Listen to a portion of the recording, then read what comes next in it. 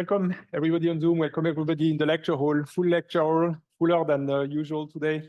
And welcome to everybody from the future who can also participate, but you just won't get the chocolate.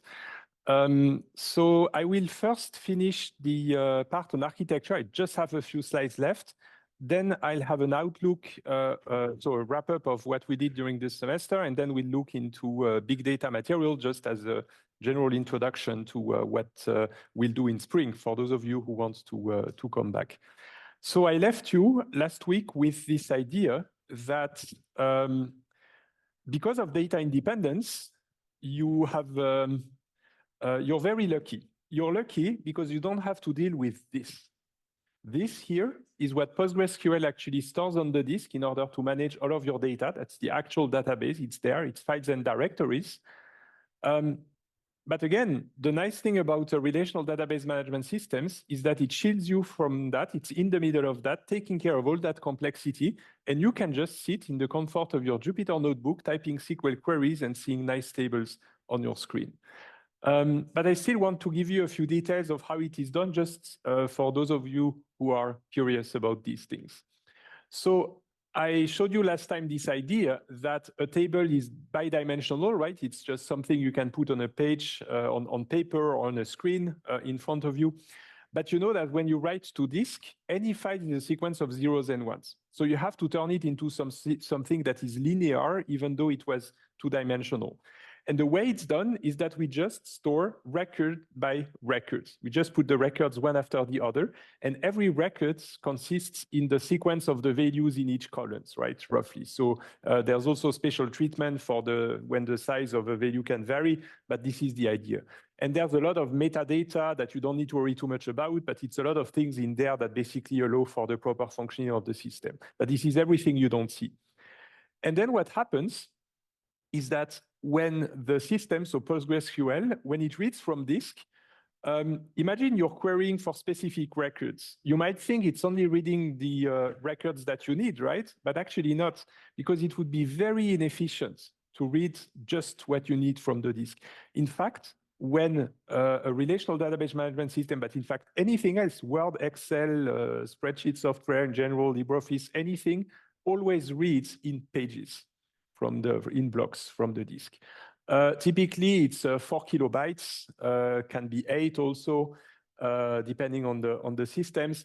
But the idea is that you always read several thousands of bits at the same time and never individual bits. And it's the same for a relational database management system. It's just that we call that pages instead of blocks, but it's the same idea. And the idea is that if you zoom in, so I'm going to start with the records and zoom out all the way to the files and directories. So this is a single record. And when the second one arrives, we write them like this backwards. So we start at the end of the page and add the records like this. And at the very beginning of the page, you can see that there are pointers that tell you where the records are, right? So you have all the information you need in that page. If you want to read the data, you look in here, and the pointers give you exactly where each record is starting. And then there's empty space, and the empty space just gets smaller and smaller until you fill the 8 kilobytes of room right there. So you can fit quite a couple of records in there. And at some point, the page is full, right? So then what you need to do is just start another page, and then another page, and another page, and another page. And then you have plenty of pages, but it's still the same file on disk. It's just that this is the unit when you read and write to disk, you always do it with the granularity of a page, never smaller than that, an entire page. So maybe you're going to read this, you're going to write this, but always one page at a time. And the concatenation of the pages, as I told you, it's always linear. When you write on this, the concatenation of the pages gives you one file, right?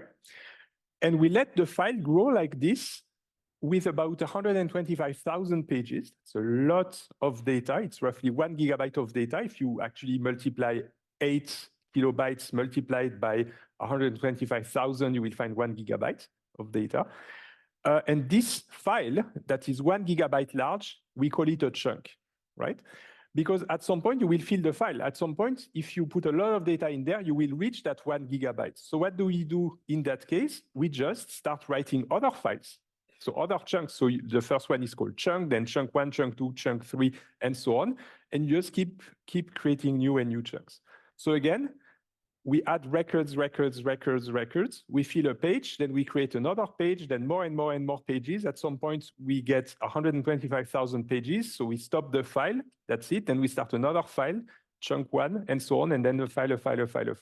All of these files for the same table are in the same directory, and that can grow as much as you want. Of course, not exceeding the space on your disk, but that can be as much as you want. And every table will have another directory on your disk. And again, you organize in chunks of 1 gigabyte.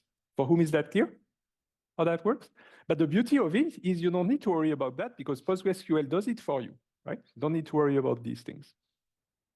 And that's actually a great way to go to the outlook to big data, because this, in fact, kind of already is an introduction to big data, this idea of having chunks of data.